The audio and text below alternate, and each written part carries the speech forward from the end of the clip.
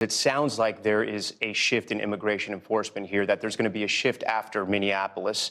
What should Americans expect going forward? One of the things I've been saying over all of this, there's sort of two things happening here. We're between a rock and a hard place in that Trump can't give these guys an inch and they just want more chaos. So how do you arbitrage those two situations, those two positions, right? It's really, really tough to find a middle ground. But to the backdrop of that, what I always say is that Trump is the easiest guy to negotiate with. If the Democrats would come to him with anything that was remotely sane, he would negotiate. That is obvious. And well, he did an interview with NBC last night, and clearly that is the case. So I want to be clear, because it sounds like there is a shift in immigration enforcement here, that there's going to be a shift after Minneapolis. What should Americans expect going forward? Well, one thing I say to my people, we do a good job, we don't get credit for it. I say they have to ask and they have to say please. When a city is who has to ask and who has to say please? The mayor or the governor. I don't want to go and force ourselves into a city, even if their numbers are terrible. On that question, which cities are you headed to next?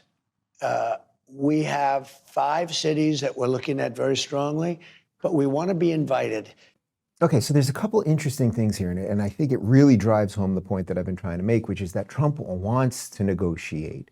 He doesn't. You can see it's not his default position, like, I want to send the feds into the states and into the cities and do this. He actually doesn't want that. I think he does want to deal with the immigration situation, obviously, but he's also, this is Donald Trump, a media guy. He is very sensitive to the narrative stuff. And to whatever extent a certain set of people believe that the narrative is that ICE is mean and doing bad things and blah, blah, blah, blah, blah, he actually is sensitive to that. So that's why he would be willing to negotiate, right? So first off, the question was interesting because the question implies that Trump has already said there will be a shift. I never heard him say there was going to be a shift in policy, and by the way, he was also sending Homan, who's now in Minnesota.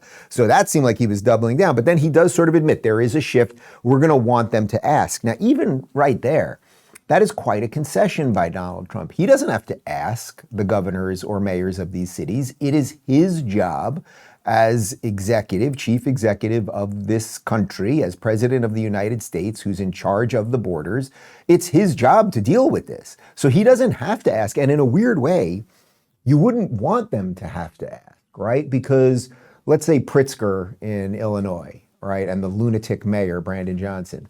It's not fair to the good people of Illinois or Chicago to just leave them to the jackals, these two morons, right? So in some sense, I don't know that the president should be asking, but I suppose what he's trying to do there is call them on their bluff, okay, you guys want to keep going with this? Well, we'll just see the crime increase. We'll see the general mayhem and the drugs and all of that stuff. And eventually the people will turn on you. So there's probably some version of playing politics there.